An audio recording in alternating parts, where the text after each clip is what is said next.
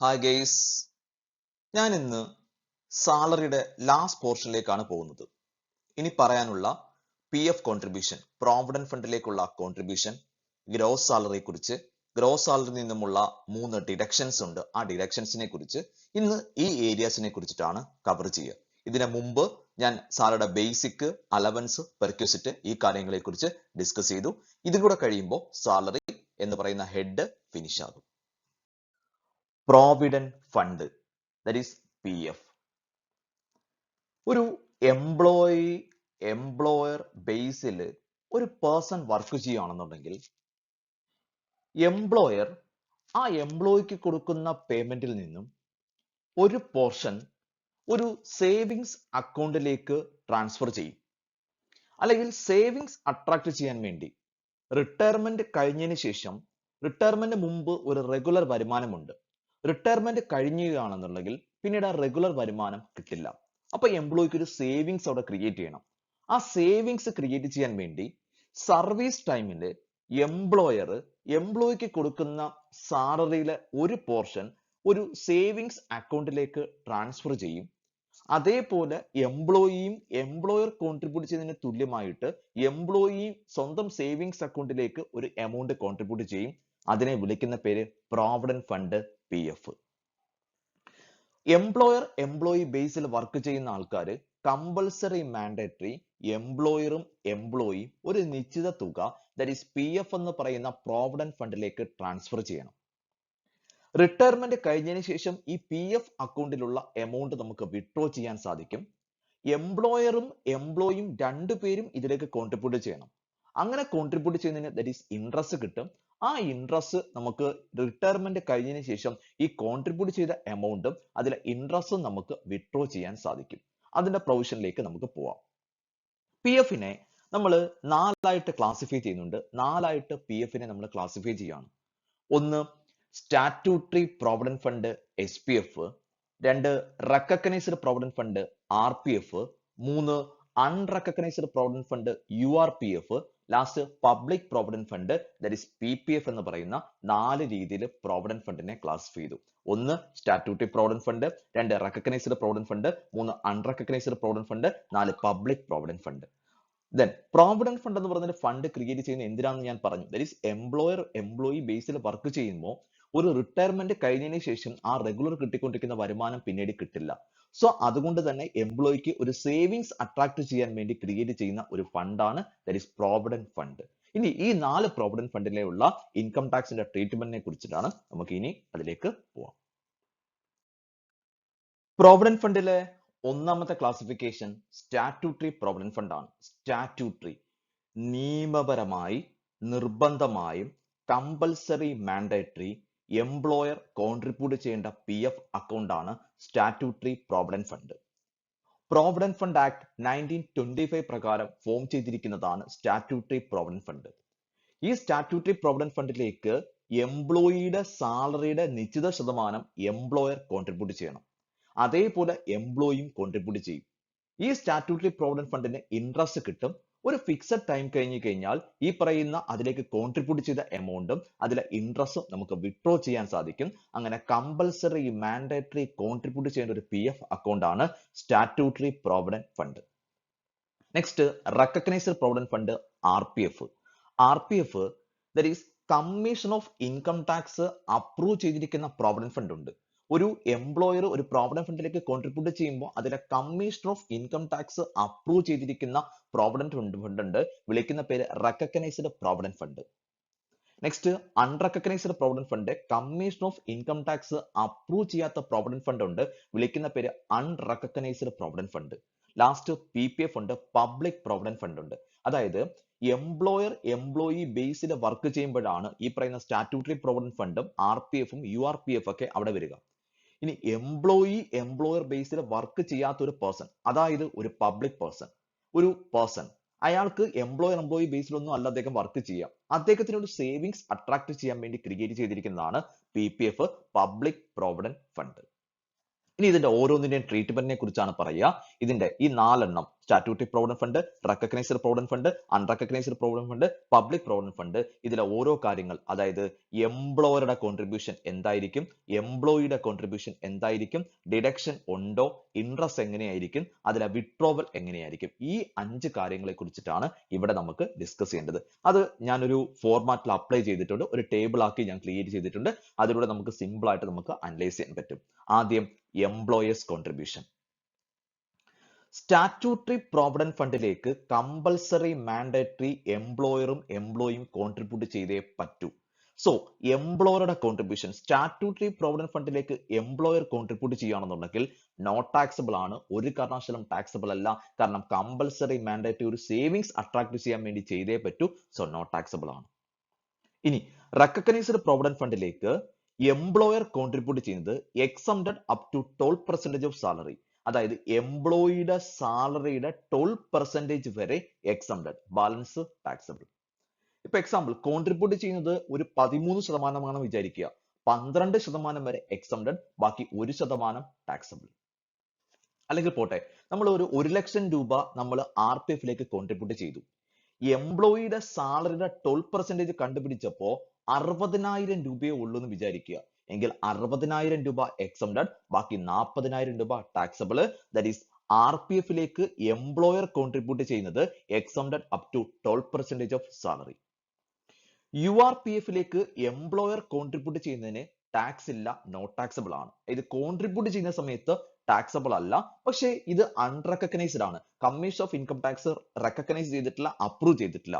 അപ്പോൾ employer contribute ചെയ്യുന്ന സമയത്ത് ടാക്സ് ഇല്ല. വേറെ എന്തോ ഇതിന് ഒരു പ്രശ്നമുണ്ട്, അതിനെക്കുറിച്ച് പിന്നീട് സംസാരിക്കാം. ദെൻ PPF പറഞ്ഞു, എംപ്ലോയർ എംപ്ലോയി അല്ലാത്ത ഒരു പബ്ലിക് ആണ് PPF കോൺട്രിബ്യൂട്ട് ചെയ്യുക. സോ എംപ്ലോയർ കോൺട്രിബ്യൂഷൻ അതിലേക്ക് ആപ്ലിക്കബിൾ അല്ല.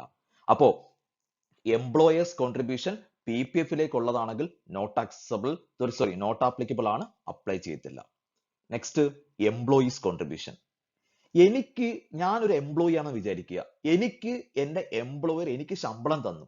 ആ ശമ്പളത്തിൽ നിന്ന് ഞാൻ ഒരു എമൗണ്ട് എടുത്ത് ഞാൻ PF അക്കൗണ്ടിലേക്ക് ഞാൻ കോൺട്രിബ്യൂട്ട് ചെയ്തു.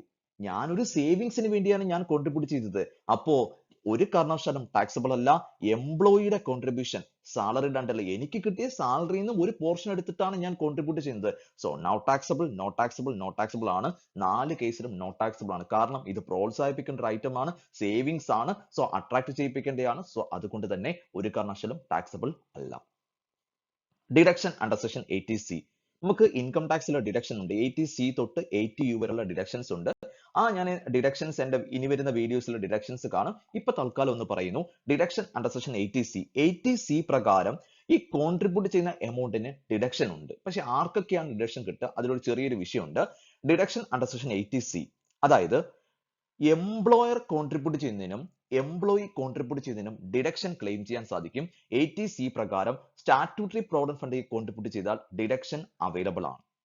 തൊട്ടപ്പുറത്ത് RPF കോൺട്രിബ്യൂട്ട് ചെയ്യുന്ന എമൗണ്ടും ദാറ്റ് ഈസ് ഡിഡക്ഷൻ അവൈലബിൾ ആണ്. തൊട്ടപ്പുറത്ത് URPF കോൺട്രിബ്യൂട്ട് ചെയ്താൽ ഡിഡക്ഷൻ ഇല്ല. അതാണ് ഞാൻ നേരത്തെ പറഞ്ഞത്, കോൺട്രിബ്യൂട്ട് ചെയ്ത സമയത്ത് ടാക്സ് ഇല്ല. സോ അതുകൊണ്ട് തന്നെ ഡിഡക്ഷൻ ഇവിടെ കിട്ടത്തില്ല. URPF ഡിഡക്ഷൻ ഇല്ല. PPF പബ്ലിക് പ്രോവിഡന്റ് ഫണ്ടിന് ദാറ്റ് ഈസ് ഡിഡക്ഷൻ ഉണ്ട്. അപ്പോ deduction under section 80C. URPF മാത്രം ഡിഡക്ഷൻ ഇല്ല, ബാക്കി 3 PF ഡിഡക്ഷൻ ഉണ്ട്. ഇൻട്രസ്റ്റ്. എംപ്ലോയർ കോൺട്രിബ്യൂട്ട് ചെയ്യുന്നതിനും എംപ്ലോയി കോൺട്രിബ്യൂട്ട് ചെയ്യുന്നതിനും ഇൻട്രസ്റ്റ് കിട്ടും. ആ ഇൻട്രസ്റ്റ് ആണ് interest that is statutory provident ഫണ്ടിൽ നോട്ട് ടാക്സബിൾ ആണ്.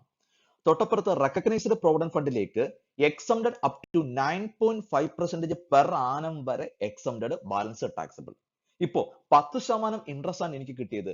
9.5 9.5% വരെ എക്സംപ്റ്റഡ്. ഇപ്പൊ ബാലൻസ് 0.5% ടാക്സബിൾ. URPF ഒരു കാരണവശാലും ടാക്സബിൾ അല്ല, not taxable. PPF that is not taxable.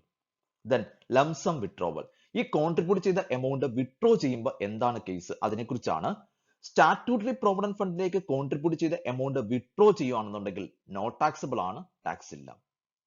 തൊട്ടപ്പുറത്ത് RPF കോൺട്രിബ്യൂട്ട് ചെയ്യുന്ന എമൗണ്ട് വിഡ്രോ ചെയ്യാം. വിഡ്രോ ചെയ്താൽ എന്നാണെന്ന് വെച്ചാൽ കണ്ടിന്യൂസ് സർവീസ് കഴിഞ്ഞ് 5 വർഷം കഴിഞ്ഞ് റിട്ടയർ ചെയ്യുമ്പോൾ അല്ലെങ്കിൽ കണ്ടിന്യൂസ് സർവീസ് 5 വർഷം കഴിഞ്ഞ ആൾ ഈ എമൗണ്ട് വിഡ്രോ ചെയ്യുകയാണെന്നുണ്ടെങ്കിൽ ടാക്സ് ഇല്ല. അതേസമയം 5 വർഷത്തിനുള്ളിലാണ് നമ്മൾ കോൺട്രിബ്യൂട്ട് ചെയ്തു വിത്തിൻ 5 ഇയേഴ്സിനുള്ളിൽ ഇത് വിഡ്രോ ചെയ്യുകയാണെങ്കിൽ അത് ടാക്സബിൾ ആണ്. 5 വർഷം കഴിഞ്ഞ് ഇപ്പൊ റിട്ടയർ ചെയ്ത് കഴിഞ്ഞു അല്ലെങ്കിൽ ടെർമിനേറ്റ് ചെയ്ത് കഴിഞ്ഞു, 5 വർഷം കണ്ടിന്യൂസ് സർവീസ് പ്രൊവൈഡ് ചെയ്തു, ഞാൻ ടെർമിനേറ്റ് ചെയ്ത് കഴിഞ്ഞു അല്ലെങ്കിൽ റിട്ടയർ ചെയ്ത് കഴിഞ്ഞു, അപ്പൊ ഞാൻ റെക്കഗ്നൈസ്ഡ് പ്രൊവിഡന്റ് ഫണ്ടിലെ എമൗണ്ട് വിഡ്രോ ചെയ്യുകയാണ്.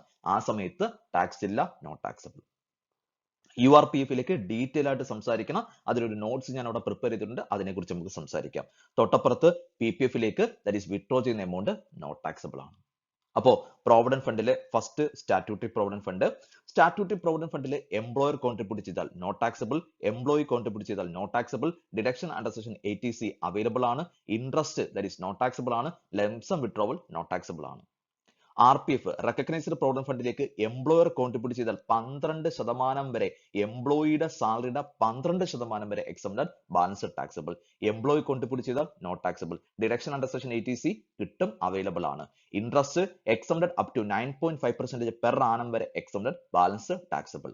ലംസം വിഡ്രോവൽ കണ്ടിന്യൂസ് സർവീസ് 5 വർഷം കണ്ടിന്യൂസ് സർവീസ് കഴിഞ്ഞ് നമ്മളത് വിഡ്രോ ചെയ്യുകയാണെങ്കിൽ, റിട്ടയർ ചെയ്യുകയാണ് അല്ലെങ്കിൽ ടെർമിനേറ്റ് ചെയ്യുകയാണ്, അപ്പൊ വിഡ്രോ ചെയ്യുകയാണെന്നുണ്ടെങ്കിൽ നോട്ട് ടാക്സബിൾ. അതിനുള്ളിലാണെങ്കിൽ taxable. URPF employers contribution not taxable, employees contribution not taxable, deduction under section 80C കിട്ടത്തില്ല, not available. Interest not taxable. Lump sum withdrawal detail ആയിട്ട് ഡിസ്കസ് ചെയ്യാം.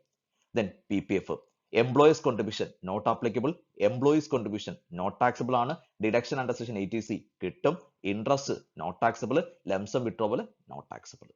ഇനി ഇതിൽ പറയാനുള്ളത് URPF നിന്നും വിഡ്രോ ചെയ്യുന്ന എമൗണ്ട് ലംസം വിഡ്രോവൽ ഉണ്ട്, അതിനെക്കുറിച്ച് നമുക്ക് ഡിസ്കസ് ചെയ്യാം. ഇത്രയാണ് ആദ്യം ഫസ്റ്റ് 4 പ്രോവിഡന്റ് ഫണ്ടിന്റെ കാര്യങ്ങൾ. നെക്സ്റ്റ്, ആ URPF കോൺട്രിബ്യൂട്ട് ചെയ്യുന്ന എമൗണ്ട് വിഡ്രോ ചെയ്യുമ്പോൾ ഞാൻ ഇവിടെ ഒരു നോട്ട്സ് കോട്ട് ചെയ്തിട്ടുണ്ട്, ആ നോട്ട്സ് ആണ് ഞാൻ ഇവിടെ എക്സ്പ്ലെയിൻ ചെയ്യാൻ പോകുന്നത്.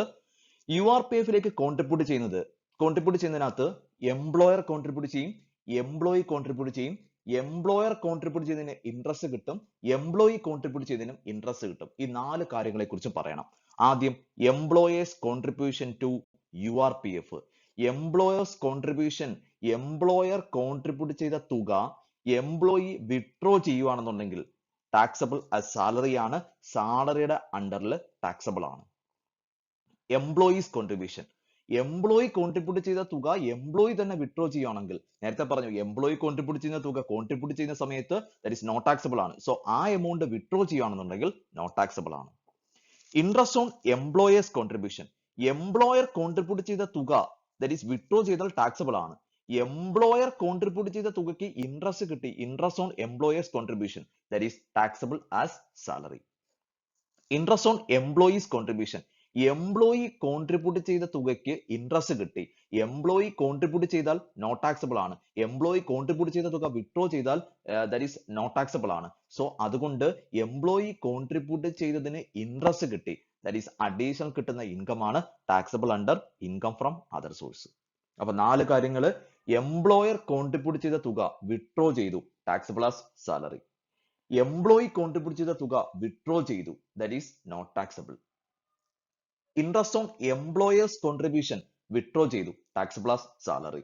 Interest on employee's contribution withdraw ചെയ്തു, that is taxable as income from other source. ഞാൻ പറഞ്ഞായിരുന്നു URPF ഞാൻ തുടങ്ങിയപ്പോൾ പറഞ്ഞു എംപ്ലോയേഴ്സ് കോൺട്രിബ്യൂഷൻ നോട്ട് ടാക്സബിൾ ആണ്. അവിടെ എന്തോ ഒരു വിഷയം ഉണ്ടെന്ന് ഞാൻ പറഞ്ഞു. അതായത് URPF എംപ്ലോയർ കോൺട്രിബ്യൂട്ട് ചെയ്താൽ നോട്ട് ടാക്സബിൾ ആണ്, പക്ഷെ ആ എമൗണ്ട് വിഡ്രോ ചെയ്യുമ്പോൾ that is taxable as salary ആണ്. അതിൽ സാലറി നമ്മൾ പറഞ്ഞു, നേരത്തെ നമ്മൾ 12% ഓഫ് സാലറി എന്ന് പറഞ്ഞു. എന്താണ് 12% ഓഫ് സാലറി? അവിടെ സാലറി എന്താണെന്ന് നമുക്ക് പറയണം. അതായത് RPF കോൺട്രിബ്യൂട്ട് ചെയ്താൽ 12% ഓഫ് സാലറി വരെ എക്സംപ്റ്റഡ് ആണെന്ന് പറഞ്ഞു, ബാലൻസ് ടാക്സബിൾ ആണെന്ന് പറഞ്ഞു. അപ്പൊ എന്താണ് അവിടുത്തെ salary? Salary is equal to നേരത്തെ പറഞ്ഞ പോലെ basic salary plus DA forming part of retirement benefit plus fixed percentage of commission on turn over ഉണ്ട്. ഈ 3 കാര്യങ്ങൾ അങ്ങോട്ട് കൂട്ടിക്കഴിഞ്ഞാൽ സാലറി കിട്ടും. ആ സാലറിയുടെ 12% എടുത്തിട്ടാണ് ആ RPF കമ്പാരിസന് വേണ്ടി എടുക്കുന്നത്. അപ്പോ 4 ടൈപ്പുള്ള provident fund: statutory provident fund, recognised provident fund, unrecognised provident fund, public provident fund. അതിൽ നോക്കേണ്ട ഇമ്പോർട്ടന്റ് ആയിട്ടുള്ള 2 എലമെന്റ് ആണ്. ഒന്ന് RPFിലേക്ക് എംപ്ലോയർ കോൺട്രിബ്യൂട്ട് ചെയ്താൽ 12% എംപ്ലോയിയുടെ സാലറിയുടെ 12% വരെ എക്സംപ്റ്റഡ്. ആ സാലറി എന്ന് പറയുന്നത് basic salary plus DA forming part of retirement benefit plus that is fixed percentage of commission on turn over. Then interest ഉണ്ട്.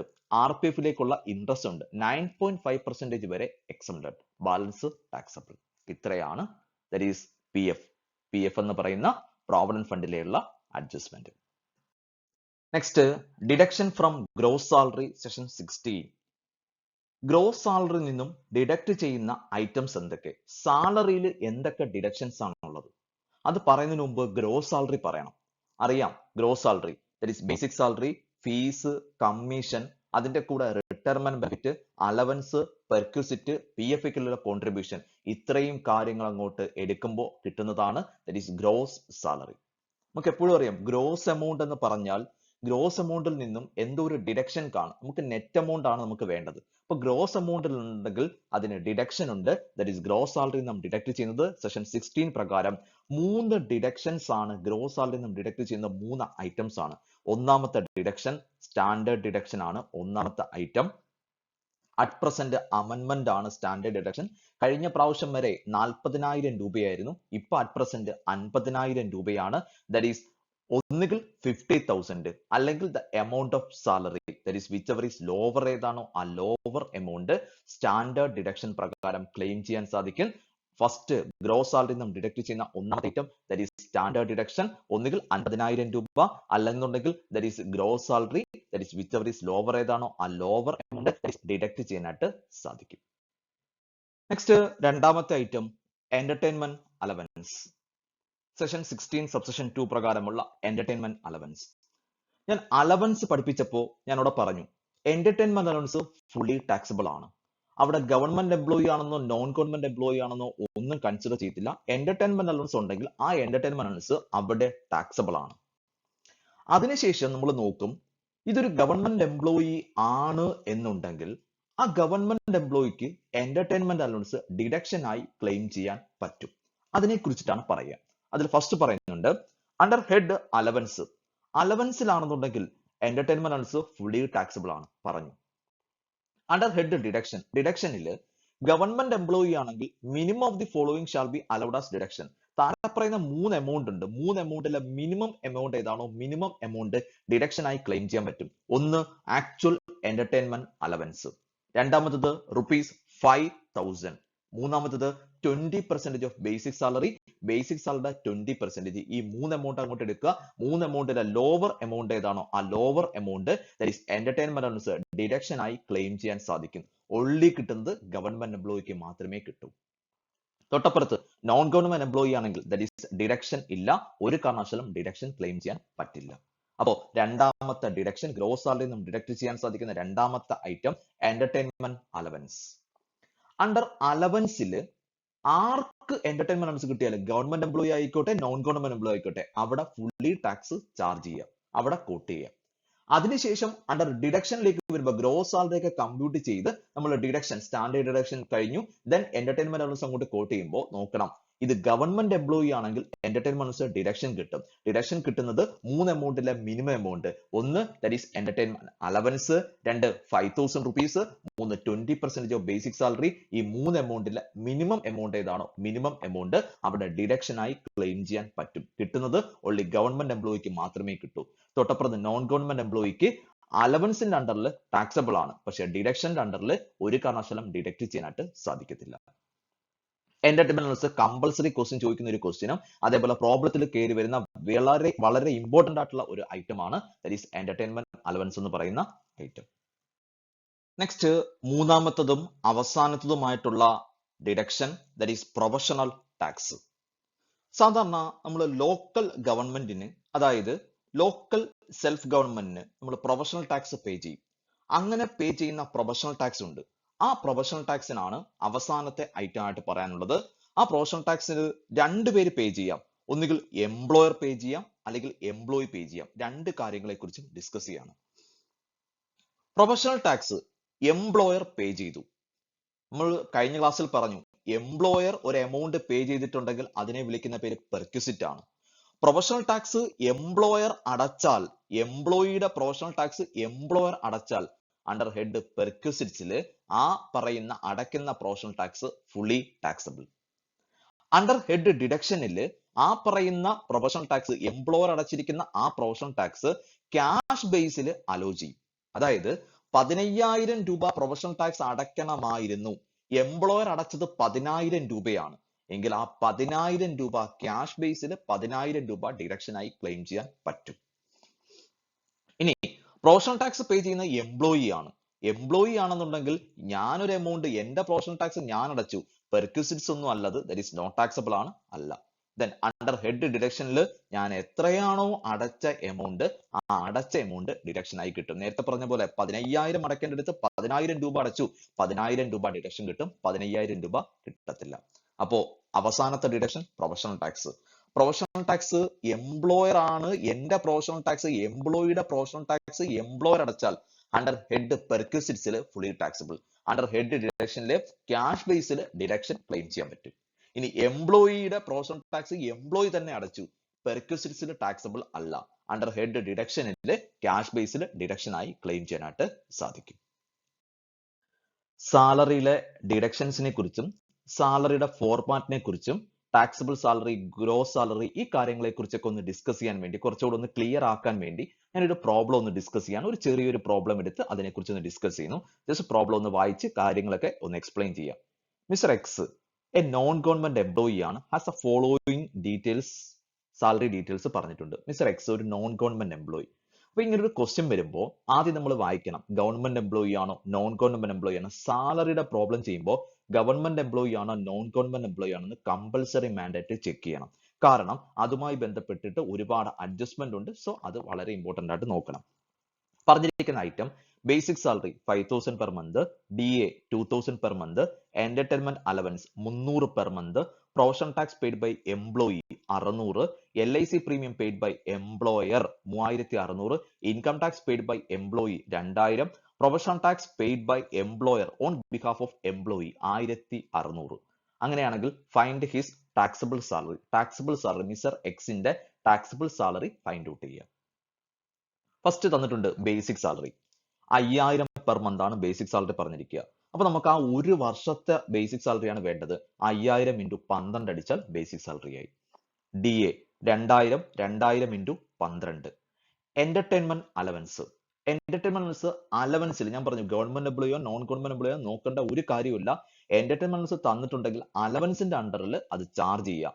ആദ്യം 300 ഇൻറ്റു 12 അടിച്ച് അലവൻസിന്റെ അണ്ടറിൽ എന്റർടൈൻമെന്റ് പോസ്റ്റ് ചെയ്യുക.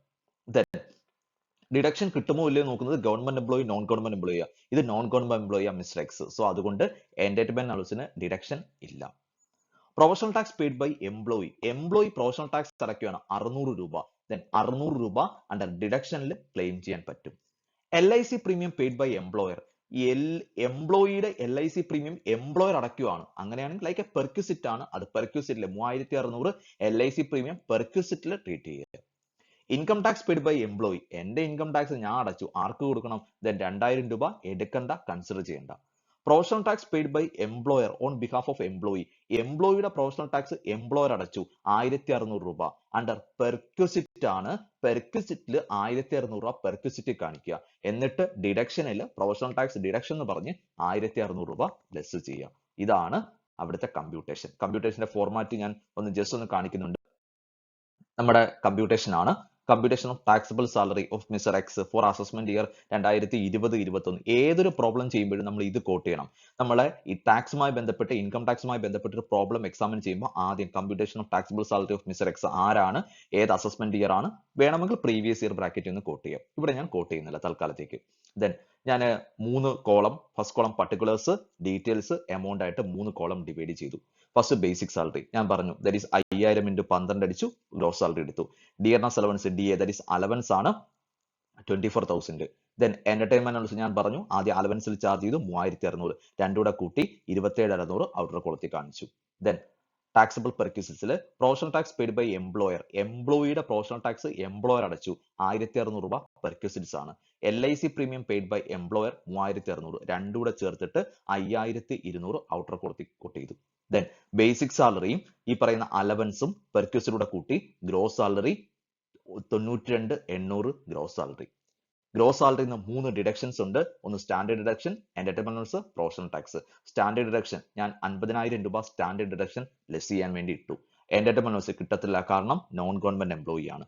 പ്രൊഫഷണൽ ടാക്സ് എംപ്ലോയർ അടച്ചിരിക്കുന്ന ഈ 1600ഉം എംപ്ലോയി അടച്ചിരിക്കുന്ന 600 രൂപയുണ്ട്. രണ്ടും കൂടെ ചേർത്ത് 2200 രൂപ പ്രൊഫഷണൽ ടാക്സ് ക്ലെയിം ചെയ്യാം. മൊത്തം 52,200 ഡിഡക്ഷൻ. 50,000 പ്ലസ് 2200 52,200 ഡിഡക്ഷൻ ക്ലെയിം ചെയ്തു. ബാക്കി 40,600 ദാറ്റ് ഈസ് ടാക്സബിൾ സാലറി.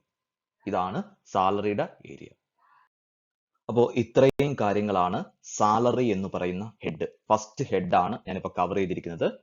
സാലറിയിൽ നമുക്ക് എക്സാമിന് 5 ക്വസ്റ്റ്യൻസ്, 5 ഫോർമാറ്റിലെ ക്വസ്റ്റ്യൻസ് എക്സാമിന് പ്രതീക്ഷിക്കാം. ഞാൻ 5 ക്വസ്റ്റ്യൻസ് ആണ് ഞാൻ പറയുന്നത്. ഇതിൽ ഏതെങ്കിലും 2 or 3 ക്വസ്റ്റ്യൻസ് എക്സാമിന് കയറി വരിക. ഞാൻ 5 മെത്തേഡ്സ് ആണ് പറയുന്നത്. ഒന്നാമത്തെ പ്രോബ്ലം ചോദിക്കുക റിട്ടയർമെന്റ് ബെനിഫിറ്റ് ആണ്. റിട്ടയർമെന്റ് ബെനിഫിറ്റിലെ gratuity, pension, leave encashment, retrenchment compensation, VRS, അതിനെക്കുറിച്ച് 5 എലമെന്റിനെ കുറിച്ച് പഠിപ്പിച്ചു ഞാൻ. അതിലെ ഏറ്റവും ഇമ്പോർട്ടന്റ് ആദ്യത്തെ 3 എണ്ണം ഗ്രാറ്റുവിറ്റി, പെൻഷൻ, ലീവ് എൻകാഷ്മെന്റ്, ഈ 3 എണ്ണത്തിൽ നിന്നും ഒരു പ്രോബ്ലം എക്സാമിന് വളരെ ഇമ്പോർട്ടന്റ് ആയിട്ട് കിട്ടും. നെക്സ്റ്റ് നമ്പർ 2 അലവൻസ് പഠിപ്പിച്ചു. അലവൻസിലെ ദാറ്റ് ഈസ് HRA എന്ന് പറയുന്ന ഹൗസ് റെന്റ് അലവൻസ് ഉണ്ട്. ഹൗസ് റെന്റ് അലവൻസും 1-2 ടാക്സബിൾ അലവൻസും 1-2 എക്സംപ്റ്റഡ് അലവൻസ് കൂടെ കൂട്ടി ചെയ്ത് ദാറ്റ് ഈസ് അലവൻസിൽ നിന്നും ഒരു പ്രോബ്ലം വളരെ ഇമ്പോർട്ടന്റ് ആയിട്ട് നിങ്ങൾക്ക് കിട്ടും. നെക്സ്റ്റ് ദാറ്റ് ഈസ് RFA എന്ന് പറയുന്ന റെന്റ് ഫ്രീ അക്കോമഡേഷൻ, ഫർണിഷ്ഡ് ഉണ്ട്, അൺഫർണിഷ്ഡ് ഉണ്ട്. RFAയും വെച്ച് അതേപോലെ തന്നെ കാറിന്റെ ഒരു അഡ്ജസ്റ്റ്മെന്റും വെച്ച് that is gross salary compute ചെയ്യുന്ന ഒരു പ്രോബ്ലം നിങ്ങൾക്ക് കിട്ടാം. മൂന്നാമത്തെ. ദെൻ അതല്ല എന്നുണ്ടെങ്കിൽ ദാറ്റ് ഈസ് ഡിഡക്ഷൻസ് വെച്ച് ഡിഡക്ഷൻസിൽ നിന്നും ഈ പറയുന്ന 3 ഡിഡക്ഷൻസ് കോട്ട് ചെയ്ത് അവിടെ പ്രധാനപ്പെട്ട എന്റർടൈൻമെന്റ് അലവൻസ് കോട്ട് ചെയ്ത് ഒരു പ്രോബ്ലം എക്സാമിന് ചോദിക്കാം. ഇതല്ല എന്നുണ്ടെങ്കിൽ നിങ്ങൾക്ക് പ്രൊവിഷൻ, അതായത് PF കോൺട്രിബ്യൂഷൻ ഉണ്ട്. ഞാൻ കുറച്ചു മുമ്പ് പറഞ്ഞ PF കോൺട്രിബ്യൂഷൻ ഉണ്ട്. PFന്റെ അഡ്ജസ്റ്റ്മെന്റ് കോട്ട് ചെയ്തിട്ട് അവിടെ ചോദിക്കാം. ഈ 5 ഇമ്പോർട്ടന്റ് ക്വസ്റ്റ്യൻസ് ആണ് സാലറിയിൽ നിന്നും മിക്കപ്പോഴും കയറി വരുന്നത്. അപ്പോൾ നല്ല രീതിയിൽ കാര്യങ്ങൾ പഠിക്കുക. ഡൗട്ട് ഒക്കെ ഉണ്ടെന്നുണ്ടെങ്കിൽ എൻ്റെ വീഡിയോയിൽ കമന്റ് ചെയ്താൽ മതി, അല്ലെങ്കിൽ എൻ്റെ ഫോൺ നമ്പർ കോട്ട് ചെയ്തിട്ടുണ്ട്. ആ ഫോൺ നമ്പറിൽ എനിക്ക് മെസ്സേജ് ഇട്ടാൽ മതി. അതിന് ഞാൻ പറയാം. Thank you so much.